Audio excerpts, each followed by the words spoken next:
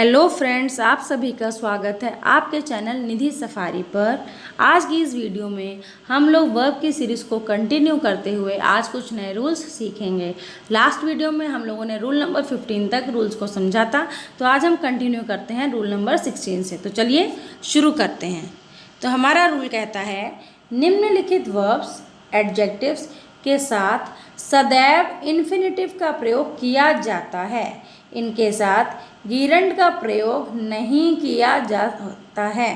ये हैं कौन कौन से हैं? Agree, desire, dare, decide, hope, expect, want, wish, promise, refuse, eager, anxious, able, glad, happy, easy, hard, ready, fall.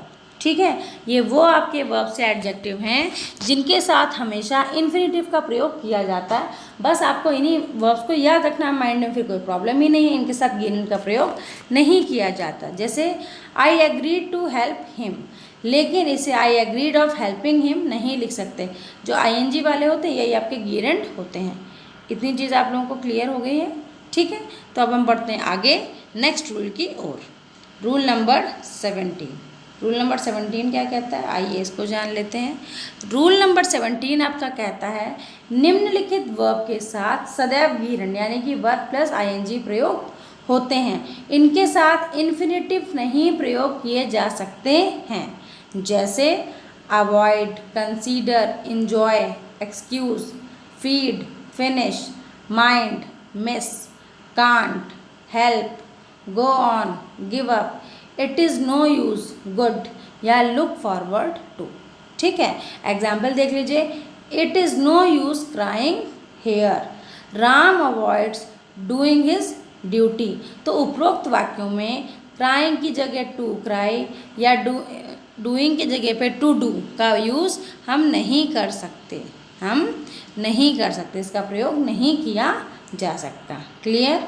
तो आपको याद रखना है कि कुछ वर्ब्स हैं उनके साथ गिरंड ही यूज होगा, कुछ वर्ब्स हैं जिनके साथ इन्फिनेटिव ही प्रयोग होगा। तो बस उन वर्ब्स को याद कर लीजिए तो कोई प्रॉब्लम ही नहीं है। ठीक है, आगे बढ़ते हैं।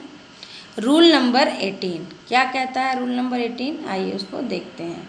रूल नंबर 18 हमारा कहता है, वाक्य में इन्फिनेटिव क्या होता है? टू प्लस वर्ब की पुनरावृत्ति रिपीटिशन से बचने के लिए केवल टू का भी प्रयोग किया जाता है। जैसे would you like to, would you have a cup of coffee, would you have a cup of coffee, would you have a cup of coffee, yes I should like to.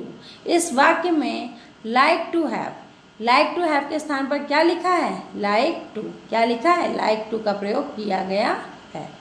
Clear? Next है हमारा rule number 19। ये क्या कहता है? आइए इसको देख लेते हैं। रूल नंबर 19 कहता है, निम्नलिखित वर्ब्स के बाद आने वाले इन्फिनेटिव का टू छिपा रहता है। जैसे hear, see, notice, observe, need not, dare not, feel, make, eat, bid, behold, watch, shall, should, will, would, can, could, may, might, do, did, must. तो इसका एग्जाम्पल क्या है? You need not go. तो यहाँ पे हिडन में क्या है? टू। आप टू बोल नहीं रहे हैं लेकिन वो अपने आप ऑटोमेटिकली समझ में आ रहा है। He made him to laugh, तो टू लिखा नहीं है लेकिन वो ऑटोमेटिकली आपको समझ में आ रहा है। तभी कहा गया है कि टू क्या है? छिपा रहता है। कैसा रहता है? छिपा रहता है। क्लियर? आगे बढ़ते हैं। तो यहाँ पे यही बताया कि उपरोक्त वाक्यों में टू गो या टू लाफ का प्रयोग अशुद्ध होता है। अब हम पहुँच गए हैं रूल नंबर 20 पर। कहाँ पहुँच गए हैं? रूल नंबर 20 पर। ये क्या कहता है? Better, had rather, would rather, had sooner, had as soon as के बाद टू क्या है? छिपा रहता है। जैसे better reign in hell than serve in heaven. तो यहाँ पे देन के बाद क्या हो चाहिए? Better reign in hell than to serve in heaven. तो ये टू क्या है? हिडन है। ये टू क्या है? हिडन है। क्लियर है बच्चों? अब आपका आ जाता है रूल नंबर 21। रूल नंबर 21 कहता है, but, except, than, as, why not के बाद आने वाले इन्फिनेटिव के साथ टू का प्रयोग नहीं होता है। जैसे he does nothing but laugh, why worry now, इसमें टू का प्रयोग नहीं होता है। नेक्स्ट हमारा रूल कहता है, जिसे जो रूल है इसे क्वेश्चन टैग या शॉर्ट आंसर्स भी कह सकते हैं। अब टैग क्वेश्चन कैसे होते हैं उसको समझ लीजिए। कभी कभी सकारात्मक और नकारात्मक वाक्यों के अंत में एक क्वेश्चन फ्रेज जोड़कर इसे क्या बना दिया जाता है, प्रश्नवाचक बना दिया जाता है। क्या किया जाता है, प्रश्नवाचक बना दिया जाता है। इस क्वेश्चन फ्रेज को ही क्वेश्चन टैग कहते हैं। कभी कभी सकारात्मक नकारात्मक वाक्यों के अंत में एक क्वेश्चन फ्रेज जोड़कर इसे प्रश्नवाचक बना दिया जाता है। इस क्वेश्चन फ्रेज को ही टैग क्वेश्चन कहते हैं। जैसे you like T, don't you, तो क्वेश्चन टैग में सदैव ऑक्सिलरी वर्ब, सहायक क्रिया का प्रयोग होता है। दूसरी बात क्या है, दूसरी बात यह है कि मूल वाक्य का सब्जेक्ट, मूल वाक्य का सब्जेक्ट टैग क्वेश्चन का भी सब्जेक्ट रहता है। मूल वाक्य का सब्जेक्ट जो है वही टैग क्वेश्चन का भी सब्जेक्ट रहता है, परंतु प्रोनाउन के रूप में। किसके रूप में रहेगा, प्रोनाउन के रूप में रहेगा। देखिए कैसे, इसको थोड़ा सा ऊपर कर दें फिर समझाएं तो बेटर रहेगा। देखिए यहाँ पे क्या है, हमने लिखा, हमने क्या लिखा, हमने लिखा है Harish is there isn't he. मूल वाक्य में एफर्मेटिव वर्ब रहने की दशा में क्वेश्चन टैग में निगेटिव का तथा मूल वाक्य में निगेटिव वर्ब का रहने की दशा में क्वेश्चन टैग में अफर्मेटिव वर्ब का प्रयोग किया जाता है। कहने का क्या मतलब है कि अगर मेन जो सेंटेंस है उसमें एफर्मेटिव का अगर यूज़ हुआ है तो क्वेश्चन टैग में निगेटिव का, और अगर मेन सेंटेंस में निगेटिव का हुआ है तो क्वेश्चन टैग में एफर्मेटिव वर्ब। जैसे देखिए it is fine weather, isn't it, तो यहाँ पे क्या हो गया कि जो आपका मेन सेंटेंस है वो एफर्मेटिव है तो क्वेश्चन टैग में निगेटिव हो गया।